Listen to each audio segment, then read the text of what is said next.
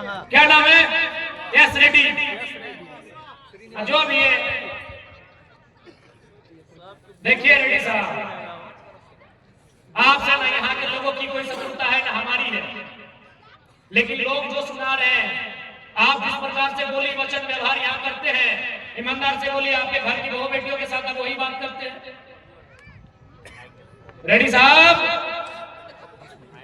ओ प्यारे रेड्डी साहब, हम मानते हैं अभी पैसा की गर्मी है और इतनी गर्मी है कि माइनस में भी आपको ठंडा नहीं लगेगा। एक दिन सबका एक जैसा नहीं होता है। बुढ़ापा आएगा, बीमारी आएगी, कभी लाचारी आएगी, बेबस हो जाओगे, लाचार हो जाओगे, दुर्बल हो जाओगे, निर्बल हो जाओगे, तब बहुत दुख लगेगा कि यहाँ के लोगों के साथ गलत व्यवहार किया। Mister Reddy, are you hearing me? Mister Reddy, अगर सुन रहे हो, फिर कहूंगा मेरी आपसे कोई शत्रुता नहीं है, लेकिन अगर मेरी बात आप सुन रहे हो तो याद रखना, आप दूसरों के साथ वही व्यवहार करना।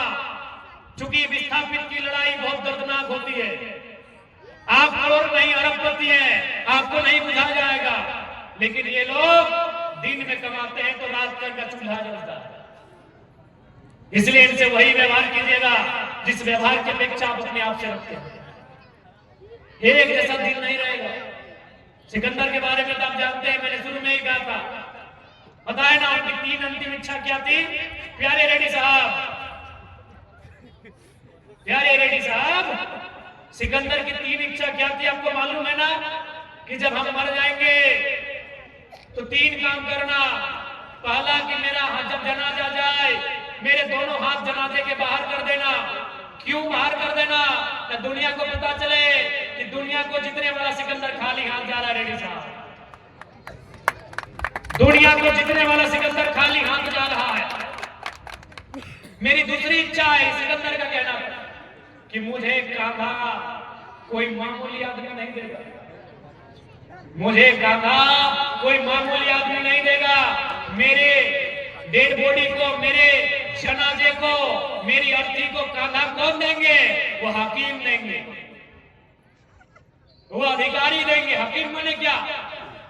अरे हकीम माने जो इलाज वैद्य वाला, वो डॉक्टर का ना देंगे, वो सेनापति का ना देंगे, जिन्होंने मेरा इलाज किया था और मेरा सुरक्षा किया था, कि दुनिया को यह भी पता चले कि दुनिया के बड़े बड़े हकीम और दुनिया के बड़े बड़े 30 मार खा सेनापति के रहते हुए भी सिकंदर को बचा नहीं पाए,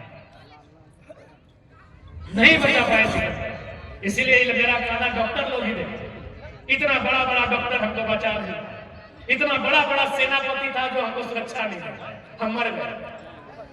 और अंतिम था कि मैंने जितना धन कमाया है, रेड्डी साहब स्पेशल आपके लिए, आप तमिलनाडु में कहां से आ गए झारखंड धन कमाने, तो सुन लीजिए। अंतिम संदेश सिकंदर का था, अंतिम इच्छा कि मैंने जितना धन पैसा कमाया है, उस समय सिक्का नहीं था, उस समय सोना चांदी हीरा जवाहरात था, यानी उस समय जेवर के रूप में था, जेवरात था, कि जितना भी मैंने धन इकट्ठा किया है वो मेरे किसी भी वंशज को, मेरे किसी रिश्ते नाते को ना दिया जाए, बल्कि मेरा जो जनाजा गुजरेगा उसके आगे आगे डाल दिया जाए। और लोग उस मेरे दौलत के ऊपर पांव रख के मेरे शमशान घाट पर जाएंगे। इसका मतलब ये कि समय आने पर एक दिन ये सारा धन धूल बन जाता है। इसलिए अहंकार मत पालिए। हम जानते हैं लातेहार के डीसी आपकी सुनते होंगे, कैसे बात